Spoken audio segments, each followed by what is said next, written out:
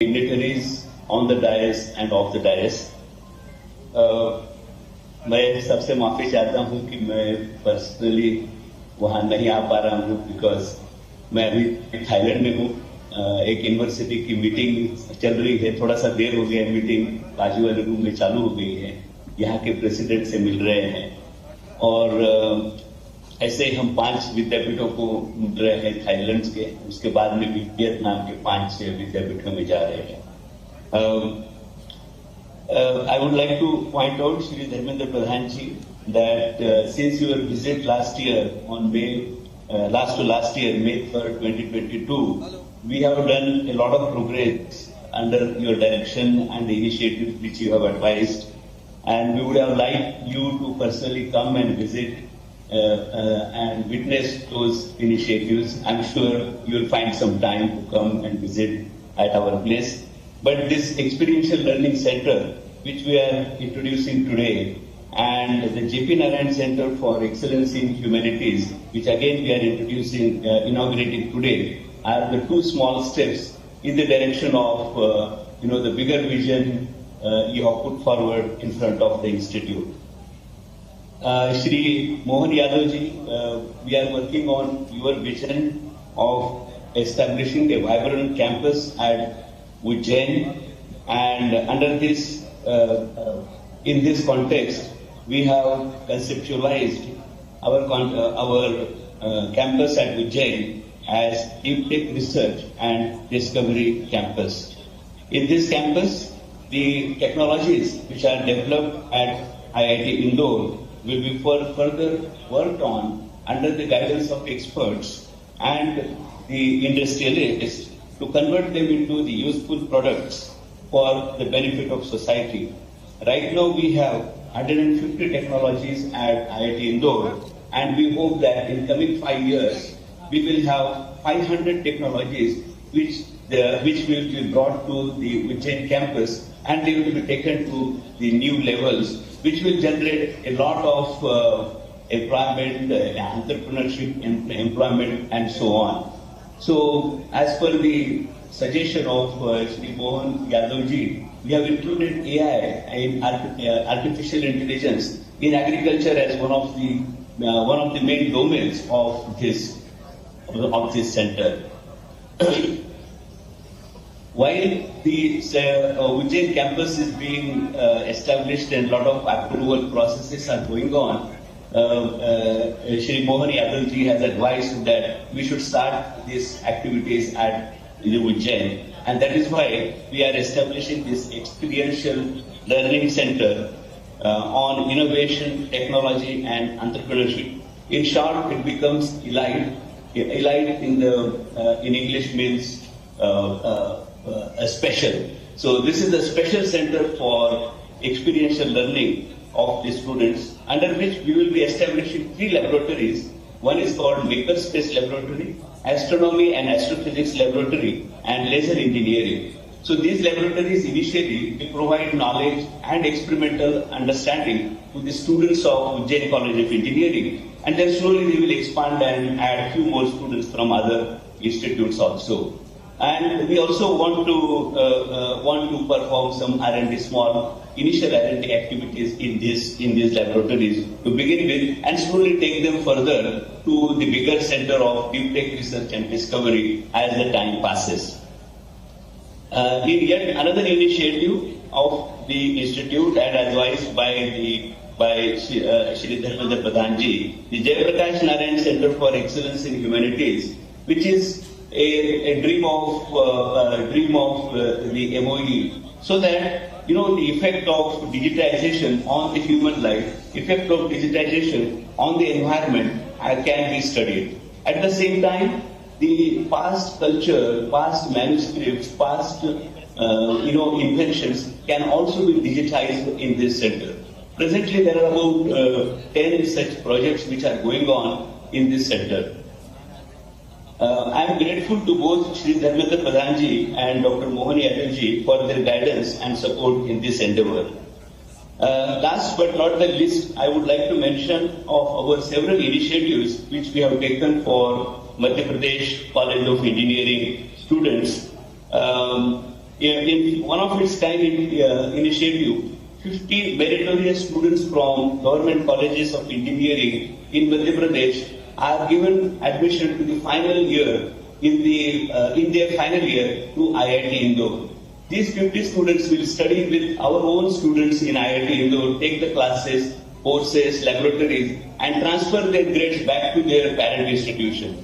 So 23 of such students from the government engineering colleges have already come and started staying in the campus. They are actually staying in our hostels and taking up the courses along with our students.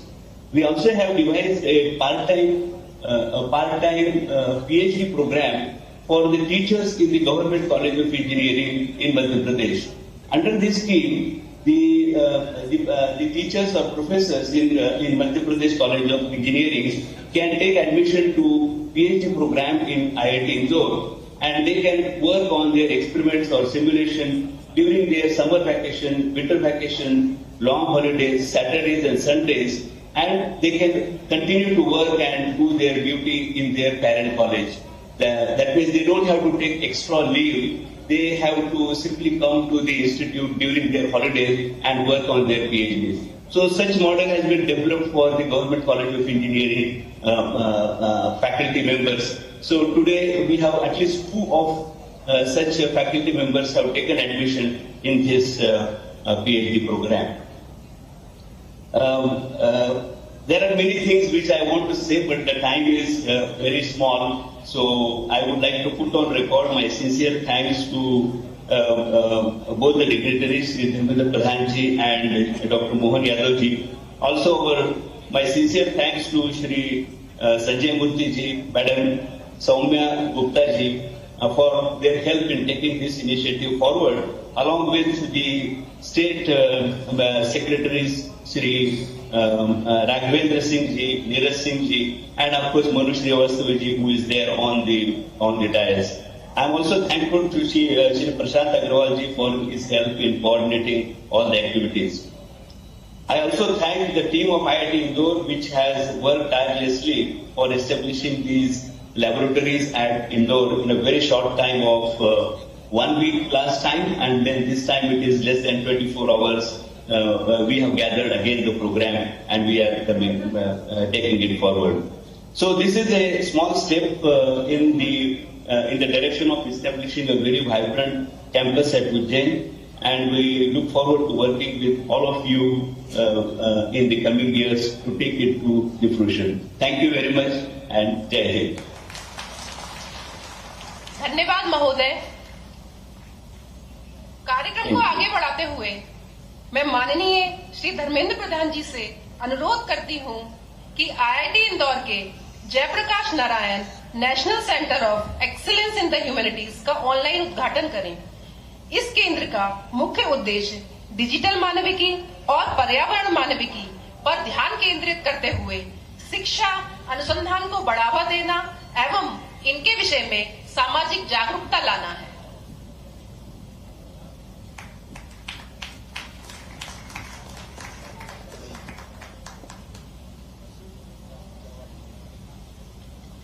अब मैं professor Rajiv Dikshit जी, coordinator Madhya Pradesh सरकार से अनुरोध करती हूं कि वह सी elite के विषय में अपने विचार साझा करें। मध्य प्रदेश शासन के यशस्वी और प्रतापी मुख्यमंत्री आदरणीय मोहन यादव जी, उज्जैन शहर के माननीय विधायक अनिल कालूखेड़ा जी और अन्य अतिथिगण, हमारे बीच ऑनलाइन जुड़े हुए भारत सरकार के शिक्षा मंत्री आदरणीय धर्मेंद्र प्रधान जी, मैं आप सभी लोगों को का स्वागत करता हूं इस अवसर में। और थोड़ी सी पृष्ठभूमि में बहुत शॉर्ट में बताना चाहता हूं इस सेंटर की, इस सैटेलाइट कैंपस की। मुझको याद आता है 30 सितंबर 2021 एक कार्यक्रम था, यहीं पास में तारामंडल है उज्जैन का, वहां पे साइंस पार्क का उद्घाटन था। उस साइंस पार्क के उद्घाटन में 2 बातें बहुत महत्वपूर्ण मैंने सुनी। एक, हमने हमारे विज्ञान भारती के राष्ट्रीय संगठन मंत्री जयंत सहस्त्रबुद्धे जी ने बोला था कि उज्जैन काल की गणना का एकमात्र केंद्र है, बहुत प्रमाणिक केंद्र है इस विश्व में। तो उन्होंने एक चीज और बताई कि कोई भी एक केंद्र हो नहीं सकता, यदि कोई गोलाकार वस्तु है तो उसके ठीक अपोजिट एक और केंद्र होगा, और वो दूसरा केंद्र प्रशांत महासागर में है। इसलिए उज्जैन काल की गणना का एकमात्र प्रमाणिक केंद्र है। दूसरी चीज हमारे माननीय मुख्यमंत्री जी ने उस कार्यक्रम में बोली थी कि उज्जैन शिक्षा के लिए सबसे उपयुक्त स्थान ऋषि सांदीपनि ने भी माना। उनका आश्रम था गंगा के तट पे, किंतु आतताई किसी राजा ने उनको परेशान किया तो उन्होंने आश्रय उज्जैन में लिया। तो उज्जैन की एक ज्ञान की परंपरा है, शिक्षा की परंपरा है। और ये बातें सुनकर के जब हम इंदौर जा रहे थे तो नानाखेड़ा का जो टर्न है वहां से हमने जैसे ही टर्न लिया इंजीनियरिंग कॉलेज की तरफ, तो मेरे साथ मेरे छोटे भाई डॉक्टर संतोष विश्वकर्मा IIT इंदौर के हमारे साथ बैठे हुए थे। उन्होंने कहा कि उज्जैन में सैटेलाइट कैंपस की स्थापना की जा सकती है। मैंने उनसे थोड़ा सा और विस्तार से समझा उस बात को, और हमने तत्काल उसी रोड से माननीय मोहन जी को फोन लगाया। और आप लोग सभी उनका स्वभाव जानते हैं कि जब वो किसी चीज में विश्वास करते हैं अपने साथियों पे तो पूरा विश्वास करते हैं। उन्होंने कहा कि इसको आप आगे बढ़ाइए, और हम लोग जल्दी 10-15 दिन के अंदर एक DPR बना करके लाए। IIT के दल ने यहाँ पे भ्रमण किया और एक DPR हम लोगों ने बनाया। किंतु इसी बीच में IIT के नए निदेशक डॉक्टर सुहास जोशी जी यहाँ पे आए।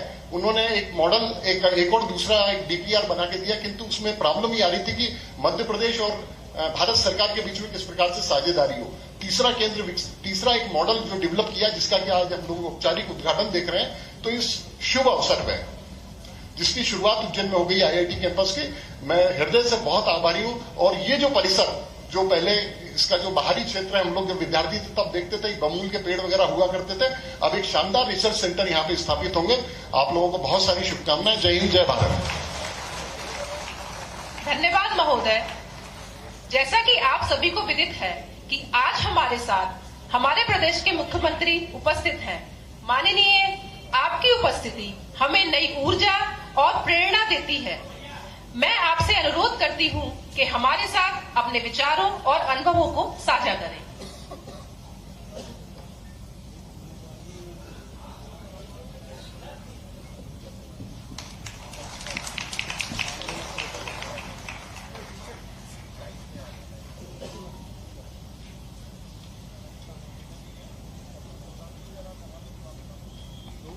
बाबा महाकाल की नगरी और महाशिवरात्रि का पर्व, मेरे साथ सभी मिलके बोले जय श्री महाकाल। बोले महाकाल महाराज की। मैं आज के इस अवसर पर खास करके हमारे भारत सरकार के बहुत ही यशस्वी शिक्षा मंत्री, मेरे अभिन्न मित्र, सुयोग्य नेता और बहुत जवाबदार तरीके से अपने विभाग का संचालन कर रहे हैं, और जिनका उज्जैन से उतना ही प्रेम है जितना मेरा भी उज्जैन से प्रेम है, ऐसे हमारे मंत्री माननीय धर्मेंद्र प्रधान जी के लिए जोरदार तालियां बजाकर अभिनंदन करें। हमारा अपना आज का इस कैंपस का शुभारंभ विक्रमोत्सव का एक हिस्सा है, और विक्रमोत्सव का हिस्सा होने के नाते से मैं एक और आनंद महसूस कर रहा हूं। इस कार्यक्रम की शुरुआत यशस्वी प्रधानमंत्री माननीय नरेंद्र मोदी जी के माध्यम से 29 फरवरी को की गई थी। उज्जैन के उस आयोजन को जब दुनिया की पहली वैदिक घड़ी का शुभारंभ यशस्वी प्रधानमंत्री माननीय नरेंद्र मोदी जी ने किया था। काल गणना का वो केंद्र जिसकी हजारों हजार साल से पहचान रही है, ऐसे में अभी हम ग्रीनविच से अपना स्टैंडर्ड टाइम लेते हैं, भारतीय स्टैंडर्ड टाइम की बात भी करते हैं, लेकिन वैदिक घड़ी का स्टैंडर्ड टाइम अभी ये रिसर्च की बात है। लेकिन ऐसे मामलों को लेकर भी एक IITN कानपुर ने अपना एक ऐप बनाया और उसको दुनिया के सामने प्रस्तुत कर दिया। हमारे ग्रह, नक्षत्र, तारे सबकी गणना करने के लिए भारतीय दृष्टिकोण क्या हो सकता है, भारतीयता से कैसे सोचा जा सकता है, यह अद्भुत प्रयोग हुआ। और आज हमने देखा कि वैदिक घड़ी बनकर के सबके बीच तैयार है। जोरदार अभिनंदन करें माननीय मोदी जी के उस शुभारंभ का। और अभी 4-6 दिन की बात है, मोदी जी ने शुरुआत की उज्जैन का वो मान बढ़ाने की, जिसके कारण से हजारों हजार साल से उज्जैन का अलग दुनिया में मान सम्मान पुराने समय था, लेकिन आधुनिक काल में वो मान सम्मान पुनर्स्थापित हो, मध्य प्रदेश का मान पुनर्स्थापित हो। और केवल मध्य प्रदेश का नहीं, दुनिया के 200 से ज्यादा देशों में हमारी वो ज्ञान की ध्वजा फिर लहराने लगे। इसीलिए ये बड़ा निर्णय किया गया था। मुझे इस बात की प्रसन्नता है, आज उसका अगला पड़ाव आया है। उज्जैन में खगोल विज्ञान की दृष्टि से एक बड़ा कदम उठाया माननीय धर्मेंद्र प्रधान जी के मौजूदगी में। जोरदार अभिनंदन माननीय धर्मेंद्र जी का इस नाते से भी। मंच पर विराजमान मेरे साथ माननीय धर्मेंद्र जी के अतिरिक्त हमारे अपने वरिष्ठ नेता उज्जैन उत्तर के विधायक माननीय अनिल जैन कालू हेड़ा जी, महापौर मुकेश टटवाल जी, एसीएस हमारे मनु श्रीवास्तव जी। इस अवसर पर हमारे अपने आईआईटी के सभी अधिकारीगण, जोरदार अभिनंदन करें इस कॉलेज के प्राचार्य सहित, और आप सब आगंतुक अतिथिगण, पत्रकार साथियों, प्यारे मित्रों, प्राध्यापक बंधुओं। मैं खास करके जैसे शिवरात्रि की मैंने बात कही है, यह अलग बात है कि काल के प्रवाह में हमारे अपने ऐसे कई रहस्यों का समय के साथ उद्घाटित होते जा रहा है और दुनिया उसको मानती जा रही है। हमारी संस्कृति में ऐसा माना जाता है कि सदैव नित्य नूतन नवीन जो होता है उसमें सबका हमारा अपना मन और अपनी संस्कृति उसको पुष्पित पल्लवित करती है, उसको प्रोत्साहन देती है। और काल के प्रवाह में हम तो इतना आगे सोचने वाले हैं, जिनको मानना हो माने, जिनको न मानना न माने, लेकिन काल के प्रवाह में ब्रह्म वैवर्त पुराण के अनुसार ऐसा माना जाता है कि सृष्टि का आज जो है वह अंततः कोई न कोई दिन इसका समापन होगा, प्रलय होगा। तो जब प्रलय होगा तो फिर उद्भव भी होगा, और प्रलय और उद्भव के बीच में हर एक काल गणना का समय उसका नियत है। वो समय कभी कम ज्यादा नहीं हो सकता। ऐसे में समय के साथ जब प्रलय होगा और प्रलय में ये सब कुछ नष्ट होगा, जब नष्ट होगा तो फिर उद्भव होगा। आध्यात्म की दृष्टि से माना जाता है कि जब ये सब कुछ नष्ट होगा तो ऐसा माना जाता है कि वो हमारा वो दिन होगा जिसमें ब्रह्मांड की समाप्ति के साथ ब्रह्मा जी की नींद लगेगी, वो आराम करेंगे, वो रात्रि विश्राम करेंगे। लेकिन वो रात्रि विश्राम कब तक होगा, कितने समय के लिए होगा? वो उनकी नींद निकलेगी रात की तो लगभग 84 लाख हजार साल पहले की बात होगी। उसके बाद एक दिन ब्रह्मा की आंख का खुलेगा तो दोबारा हमारी दिन की शुरुआत होगी। ब्रह्मा को जगाने का अगर कोई काम करेंगे वो महाकाल करेंगे। बाबा महाकाल की नगरी से वो चेतना आती है इस सृष्टि में, ऐसा माना जाता, क्योंकि शिव ही सृष्टि के हमारे प्रदाता भी है और संहारक भी है, ऐसा माना जाता है। ऐसे में आज का दिन शिवरात्रि का 2 तरह से माना जाता है। कुछ लोग आज के दिन भगवान शिव के प्राकट्य का दिन भी मानते हैं। दुनिया में निराकार इस सृष्टि जगत में एक अद्वितीय चेतना, कोई चराचर अजर अमर एक चेतना है, जिस चेतना से संपूर्ण सृष्टि का संचालन होता है। और उस संचालन करने वाली ताकत को ढूंढने के लिए आधुनिक विज्ञान अपने ढंग से लगता है। वो आज कुछ पाता है, कल वो लगता है कि बस यही हो गया, उससे आगे भी फिर कुछ और मिलता है। फिर वो लगता है कि यही सब हो गया, उससे आगे भी कुछ होता है। जैसे गैलीलियो ने कहा कि परिक्रमा कौन लगाता, सूर्य या पृथ्वी। उसके बाद के भी न्यूटन से लेकर के सभी के अलग अलग सिद्धांत, अलग अलग तरह के बात करने वाले लोग आए। अब न्यूटन का 3rd लॉ हमको सबको मालूम है, क्रिया की बराबर लेकिन विपरीत प्रतिक्रिया होती है। कोई उसको स्थायी मान ले, लेकिन न्यूटन का 3rd लॉ भी अब प्रश्न चिन्ह के घेरे में आ गया है, वो भी पर्याप्त नहीं है। उससे आगे भी कुछ हो रहा है। ब्लैक होल में क्या होता होगा, दुनिया अभी कहां तक जाएगी कुछ कह नहीं सकते। जो आज हो रहा है वो कल कुछ होगा, कल होगा, परसों कुछ होगा। इसलिए हमारी संस्कृति तो इतनी जीवंत है कि हमने अपने यहां तो छोड़ो, अपने देवी देवताओं का भी हमने केवल जयंती मनाने का निर्णय किया है। शरीर का निर्वाण तो सबका होता, शरीर सबके छूटते हैं, हम केवल जन्म जयंती मना करके आनंद मनाते। भगवान राम हो, भगवान कृष्ण हो, सबकी जन्माष्टमी मना के आनंद लेते हैं। हमारे जीवन में अपने घर के अंदर तो जो शरीर छोड़ दे उसका चित्र भी उस अवस्था का रखना निषिद्ध माना गया है, भले वो कितना आत्मी क्यों न हो।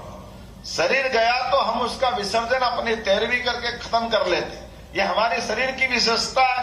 यद्यपि हम सब जानते हैं हमारा आत्मीय और किस प्रकार का लगाव हो सकता है। काल के प्रवाह में जो हम कहते हैं वो हमारी शिक्षा में भी आना चाहिए और यह निरंतर खोज का विषय होना चाहिए। मुझे इस बात की प्रसन्नता है, खगोल की दृष्टि से, उज्जैन साइंस की दृष्टि से हजारों हजार साल से इसकी महत्ता है। लेकिन काल की नगरी हमारे यहाँ चूंकि धार्मिक भाव ज्यादा हो जाता, वो पुट ज्यादा हो जाता, तो काल की नगरी महाकाल की नगरी और महाकाल की नगरी तो महादेव की नगरी और महादेव की नगरी से वो एक धारा निकालना बाकी थी जो विज्ञान की तरफ ले जाती है। ये विज्ञान की शुरुआत हुई है। मुझे इस बात की प्रसन्नता कि यह विज्ञान की नगरी के नाते से दुनिया में स्थापित होना चाहिए। और जैसे मैंने कहा कि महाकाल के अनन्य भक्त हमारे धर्मेंद्र प्रधान जी, और इस अवसर पर मेरे मित्र संतोष जी यहाँ बैठे हैं, IITN यहाँ राजू दीक्षित जी बैठे हैं। हम सब लोगों ने प्रयास किया है, पीछे यहाँ साइंस पार्क भी बना था, यहाँ अपना ऑब्जर्वेटरी भी बनाई साइंस टेक्नोलॉजी डिपार्टमेंट के माध्यम से। सरकार तो आएगी और जाएगी, सरकार को कई काम करना चाहिए, लेकिन सरकार आज की व्यवस्था जनता की, आम जनता की सुख सुविधाओं की व्यवस्था करे वो अपनी जगह है, वो हमको करना ही चाहिए। लेकिन जिस संस्कृति के संवाहक हम लोग हैं वो खोजपूर्ण संस्कृति है, और खोजपूर्ण संस्कृति होने के नाते से हजारों साल से हमारे यहाँ नित्य नूतन रिसर्च को प्रोत्साहन दिया जाता है।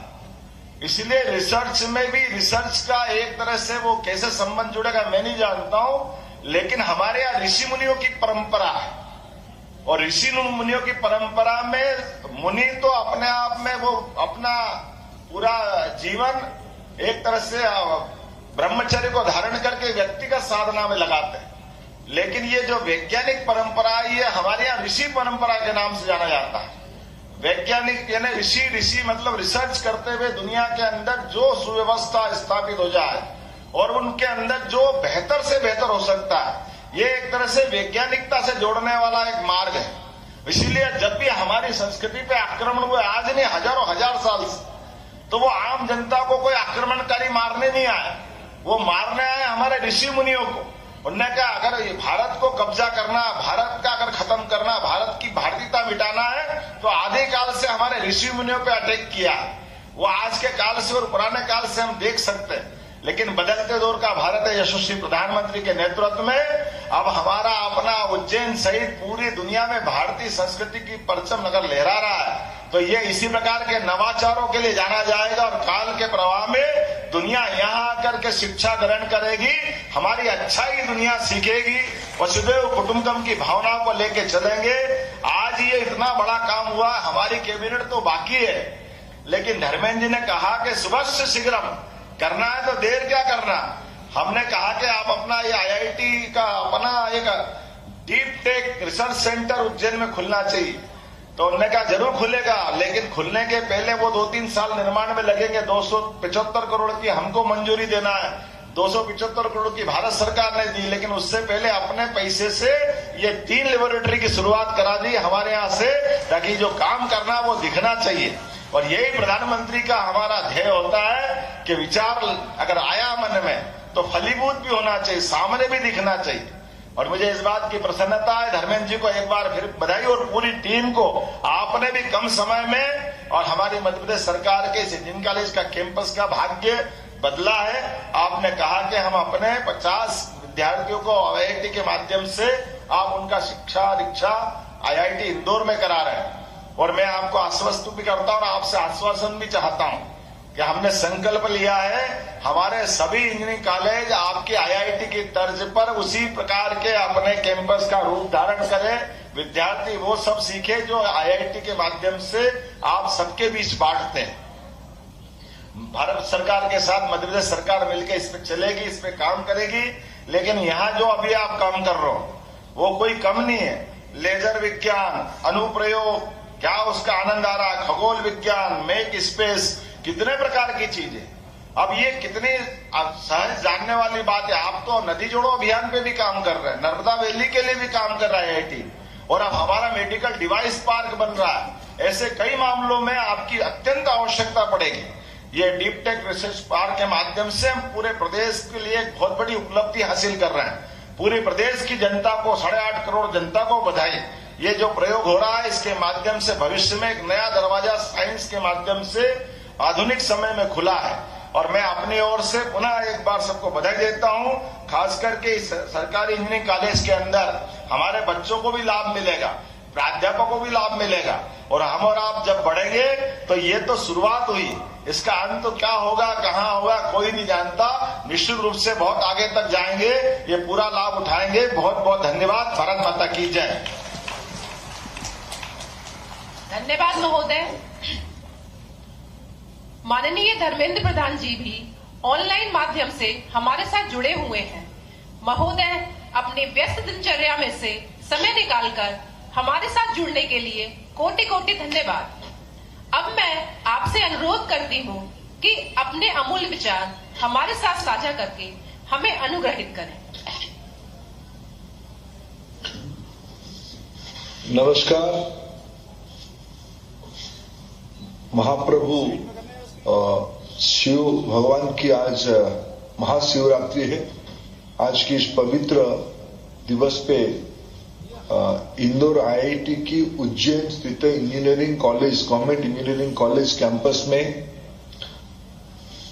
लैबोरेटरी कॉम्प्लेक्स की उद्घाटन और लोकार्पण उत्सव की मंच पे उपस्थित मध्य प्रदेश की लोकप्रिय मुख्यमंत्री परम आदरणीय डॉक्टर मोहन यादव जी, स्थानीय विधायक मेरे मित्र Shri Anil Jain ji, Shri Manu Srivastava ji, additional chief secretary Madhya Pradesh शासन, आदरणीय सुहास जोशी, डायरेक्टर IIT इंदौर, आदरणीय JK Srivastava, principal government engineering college Ujjain, Rajiv Dikshit ji, Manish Goyal ji, और यहाँ उपस्थित सभी महानुभाव, मीडिया की साथीगण, IIT तथा स्थानीय इंजीनियरिंग कॉलेज की सभी फैकल्टी और विद्यार्थी भाई और बहनों, उज्जैन की सम्मानीय नागरिकगण, आज महाशिवरात्रि के अवसर पे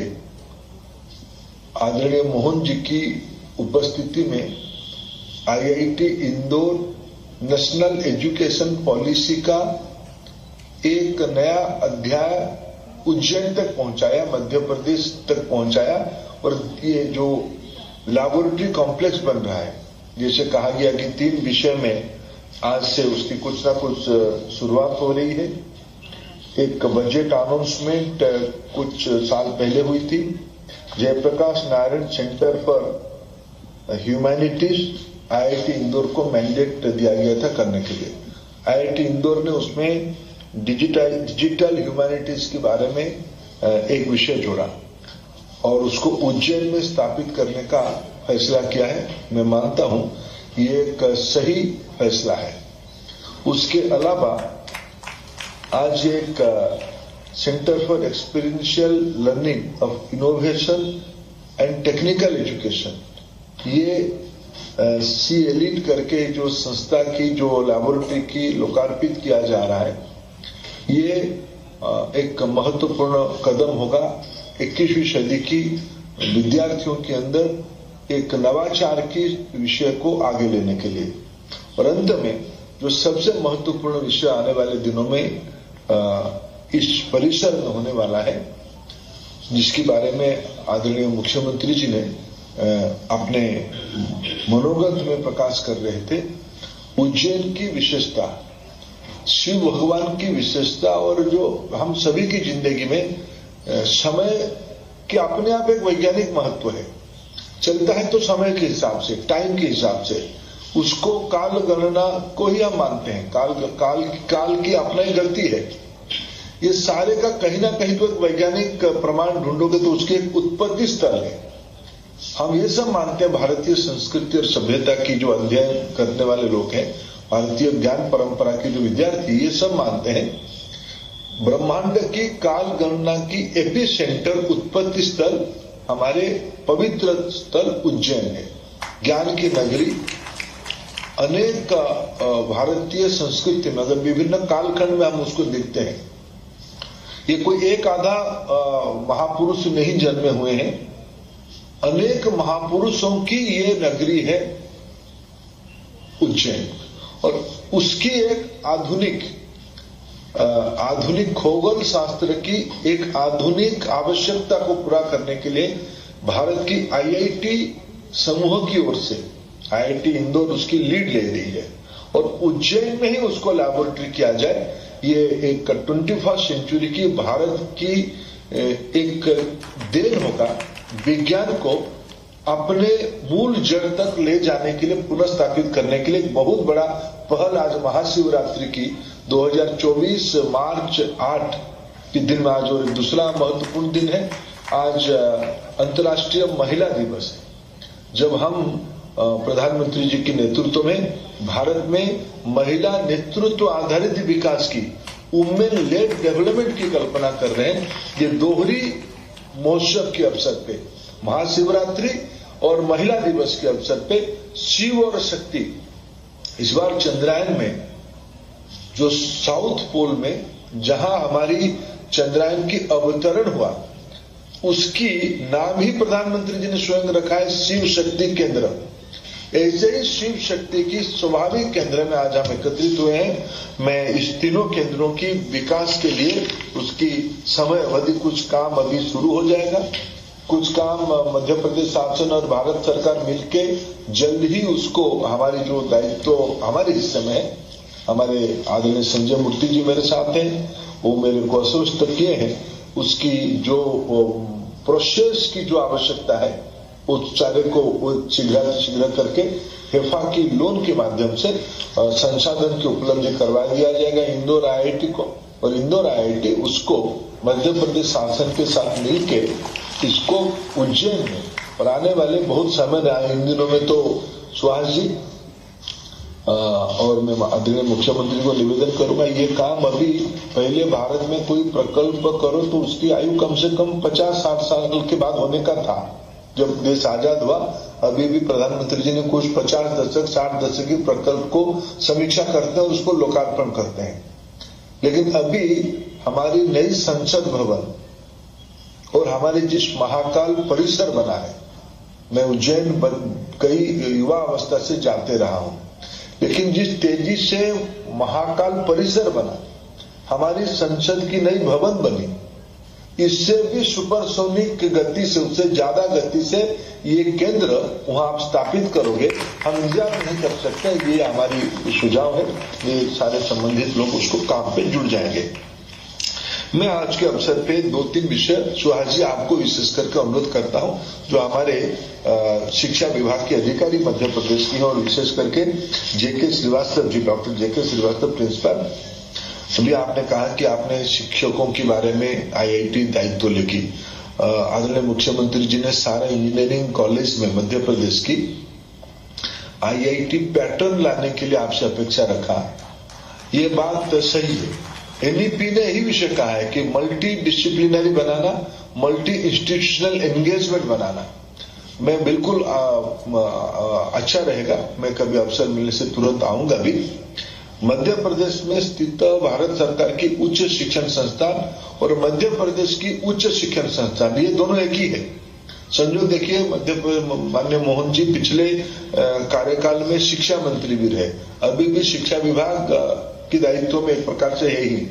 उनकी एक अपनी सोच दृष्टि मैं बचपन से जानता हूं है, स्टूडेंट्स मूवमेंट से आए हैं, शिक्षा परिवार से ऊपर सामाजिक जीवन शुरू किए हैं। हमें 21वीं सदी में मध्य प्रदेश को दुनिया के अंदर एक नॉलेज हब बनानी है। इंदौर उज्जैन कॉरिडोर ही उसकी, भोपाल उज्जैन इंदौर कॉरिडोर ही उसकी लीड लेगा। हमारे केंद्रीय विश्वविद्यालय सागर में है, हमारी मध्य प्रदेश शासन के अनेक इंस्टीट्यूशन मध्य प्रदेश की जबलपुर में कुछ है, कुछ ग्वालियर में है, ये होने के बावजूद मैं कहूंगा कि इंदौर उज्जैन सबसे इंपोर्टेंट नॉलेज कॉरिडोर है।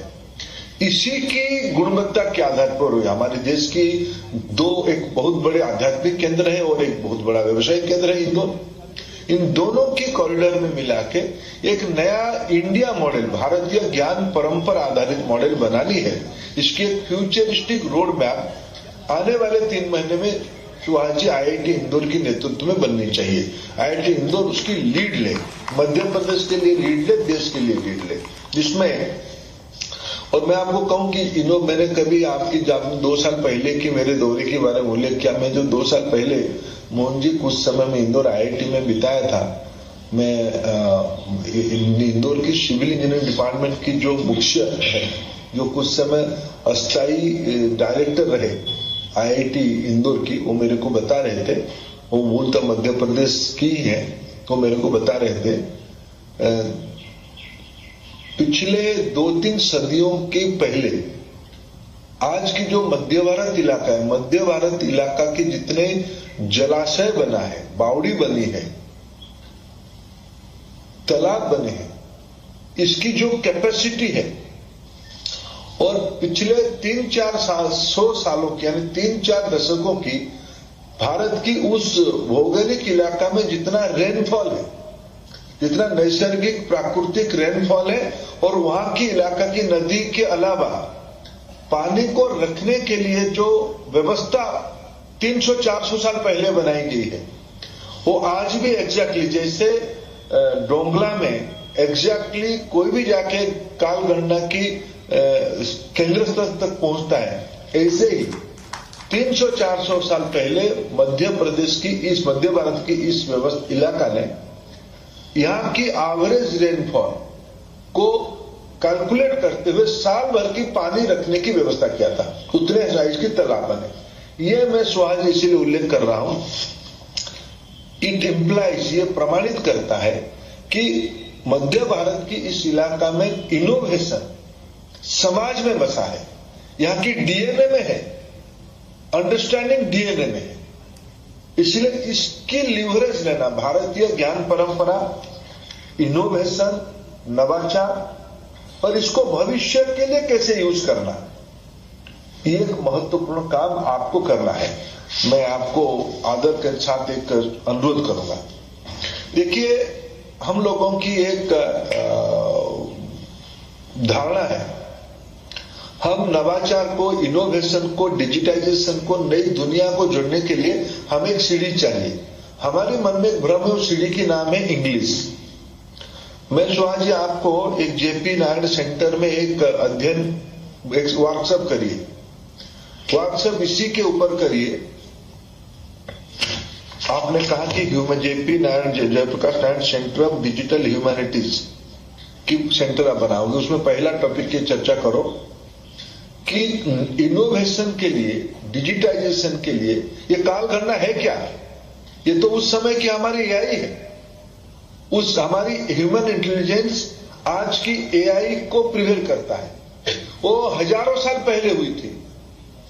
इसको समझने के लिए आपको इंग्लिश की सहारा लेना नहीं पड़ेगा, भारतीय भाषा को ही जाना पड़ेगा।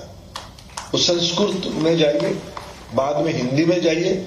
जब तक विज्ञान, ये सुहास जी के नाम लेके मैं आपको बार बार कह रहा हूं, यहां बाकी जो इंजीनियरिंग और साइंस की जो प्राध्यापक बैठे हैं, मैकॉले ने हमारे रीढ़ तोड़ने के लिए हमारी भारतीय भाषाओं को दबा के अंग्रेजी की महत्व बढ़ाया। इसका अर्थ नहीं कि मैं ये नहीं कहूंगा आज हम इंग्लिश को छोड़ देंगे, हम इंग्लिश भी पढ़ेंगे, लेकिन क्रिटिकल थिंकिंग के लिए, मौलिक चिंतन के लिए जब तक हम अपने मूल भाषा में इसको नहीं समझेंगे, नहीं पढ़ेंगे, वर्णन नहीं करेंगे, हम खुद को परिप्रकाशित नहीं कर पाएंगे, खुद को एक्सप्रेस नहीं कर पाएंगे। इसीलिए मैं इंग्लिश के खिलाफ ना जाते हुए क्रिटिकल मास हमारा नवाचार को भारतीय भाषा में ही समझे, क्योंकि ये जो प्रमाणित हुई है, जो काल गणना जब हमने शुरू किया इस भूमि में, तब इंग्लिश थोड़ी ना हमारे पास था, तब तो हमारी भाषा था। महर्षि संदीपनी वेद विद्यापीठ उज्जैन में स्थापित हुई है। वेद तो कोई विदेशी भाषा में नहीं लिखी गई थी, वेद तो लिखी गई थी संस्कृत भाषा में। और इस भाषा की ताकत देखिए, आज भी वेद बाद में प्रारूप भाष्य से आकार लिया है, लेकिन मूल तो वेद एक विचार रहा। विचार के समय में गुरु बोलते थे, शिष्य उसको आत्मसात करके और एक पीढ़ी को ले जाते थे। ये हमारी परंपरा रहा है। हमारे ज्ञान में कितना गहराई था, कितनी जड़ से जुड़ी हुई थी कि लोक परंपरा में भी वो सदियों से, हजारों साल से आगे बढ़ते गया। मैं अगर तिलक जी को कोट करूं, वेद की आयु 8000 साल पुरानी है। ये प्रमाणित करते, इसलिए कोई पुरानी बात नहीं, ये तो अभी भी वेद की प्रासंगिकता, उसकी तत्वों की प्रासंगिकता आज हम समझते हैं। संस्कृत भाषा क्वांटम कंप्यूटिंग की एक इफेक्टिव कैटलिस्ट हो रहा है। उसकी अडेप्टेबिलिटी, उसकी एक्सेप्टेबिलिटी, उसकी कंपैटिबिलिटी अन्य भाषाओं से ज्यादा है। इसीलिए हमें जब तक हमारी, या ये कौन सी ज्ञान था कि 400 साल पहले यहाँ की रेनफॉल को कैलकुलेट किया था, उस हिसाब से यहाँ की व्यवस्थाओं में तालाब बनाने के लिए रिकमेंड किया था और उसको इंप्लीमेंट किया था। आइडिएट करना, उसको थियोराइज करना, फिर उसको इंप्लीमेंट करना, ये हमारी सभ्यता ने इस जहां बैठे वही करके दिखाया। कालगणना के अंदर उसकी सर्वोत्कृष्ट उदाहरण है। इसलिए हमारे विज्ञान को भाषा के साथ जोड़ना, आज की पवित्र दिन पे आज हम सब मिलकर संकल्प लें। हमारी भारत की नौजवान, भारत की नई पीढ़ी, गणित की उनकी जितना दक्षता है, दुनिया में किसी नई पीढ़ी के पास, किसी सभ्यता के पास इतनी ज्ञान गणित की जितने हमारी है उतना नहीं है। इसीलिए मेरा अनुरोध रहेगा, आज की पवित्र दिन पे हम लोग ज्ञान की एक नई पीठ बनाए, पूरा इलाका को हम नई पीठ बनाए। यहाँ का लाइवलीहुड, यहाँ का सस्टेनेबिलिटी, यहाँ का लॉजिस्टिक, यहाँ का वाटर मैनेजमेंट, यहाँ का क्वालिटी ऑफ लाइफ में हमारी भारतीय ज्ञान परंपरा और आधुनिकता, जो एनईपी की दो प्रमुख रिकमेंडेशन है, रूटेड बट फ्यूचरिस्टिक, इसकी एक बहुत बड़ा लैबोरेटरी ये हमारे मध्य प्रदेश बने, इंदौर उज्जैन कॉरिडोर बने। उसी कॉरिडोर की, उसी बड़े इमारत की आज हमने एक ईंट रखा है। ये मेरे लिए भी अत्यंत सौभाग्यशाली अवसर है, बड़ा पवित्र अवसर है। मां काल जी के आशीर्वाद से हम लोग सब एकत्रित हुए। मैं आप सबको आज के अवसर पे अनेक अनेक शुभेच्छा देता हूं। धन्यवाद। जय महाकाल। धन्यवाद महोदय। अब मैं संस्थान के प्रभारी निदेशक महोदय से अनुरोध करती हूँ कि वह हमारे मुख्य अतिथि को संस्थान की ओर से स्मृति चिन्ह भेंट करें।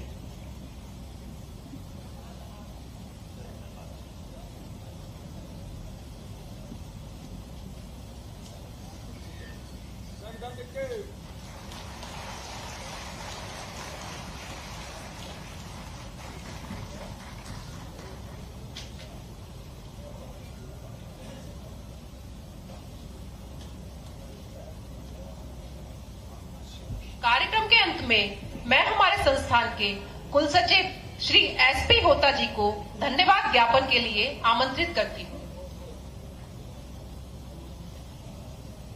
नमस्कार सर, मैं आपका ज्यादा समय नहीं लूंगा। सर्वप्रथम मैं माननीय शिक्षा मंत्री भारत सरकार धर्मेंद्र प्रधान जी, मेरे अग्रज, मैं उनसे बहुत बहुत साधुवाद और आभार प्रकट करना चाहता हूं। उन्होंने आज के दिन हमें मार्गदर्शन दिया। सर, मैं आपको आश्वस्त करना चाहता हूं मेरे निदेशक जी के अनुमति से कि आपने इंदौर और उज्जैन ज्ञान परिसर नॉलेज कॉरिडोर की बात की। ये अवश्य ही आईआईटी इंदौर इसको आगे बढ़ाएगा, क्योंकि आईआईटी इंदौर का जो ध्येय ही है ज्ञानम सर्वजन हिताय। उसके साथ साथ में डॉक्टर मोहन यादव जी, माननीय मुख्यमंत्री मध्य प्रदेश सरकार, सर आप शिवरात्रि की पावन अवसर पर हमारे लिए समय निकाले और शिवरात्रि के पावन अवसर पर हमारे लैब का उद्घाटन किए और उसके साथ हमें मार्गदर्शन दिए और हमें आश्वस्त किए कि राज्य सरकार की तरफ से संपूर्ण सहयोग मिलेगा इस कार्यक्रम को आगे बढ़ाने के लिए। मैं बहुत बहुत आभार प्रकट करता हूं। धन्यवाद महोदय। साथ में सारे नेतृत्वगण जो मंचासीन है, मैं सबका आभार प्रकट करता हूं। विशेष रूप से मैं आभार प्रकट करता हूं उज्जैन इंजीनियरिंग कॉलेज के प्राचार्य और उनके सारे साथी, उज्जैन में हमें बहुत ही आपने स्वागत किया, हमें स्थान दिया। उज्जैन के इंजीनियरिंग कॉलेज और संपूर्ण मध्य भारत के और मध्य प्रदेश के इंजीनियरिंग कॉलेज का शिक्षा और तकनीकी में जितना भी बढ़ोतरी हो सकता है उसमें IIT इंदौर जो भी योगदान करेगा उसका मैं आपको आभार प्रकट करता हूं और आश्वासन देता हूं। मैं सभी महानुभावों से रिक्वेस्ट करता हूं कि राष्ट्रगान के लिए खड़े रहें और उसके बाद समापन रहेगा। धन्यवाद। जय हिंद।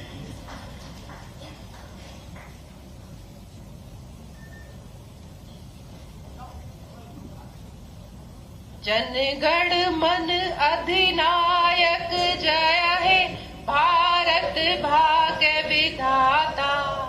पंजाब सिंध गुजरात मराठा द्राविड़ उत्कल बंगा। विंध्य हिमाचल यमुना गंगा उच्छ्वल जलत तरंगा। तब शुभ नामे तब शुभ आशीष मांगे। गाए तब जय गाथा। जनगण मंगलदायक जय हे भारत भाग्य विधाता। जय हे जय हे जय हे जय जय जय जय हे। भारत माता की, भारत माता की, भारत माता की।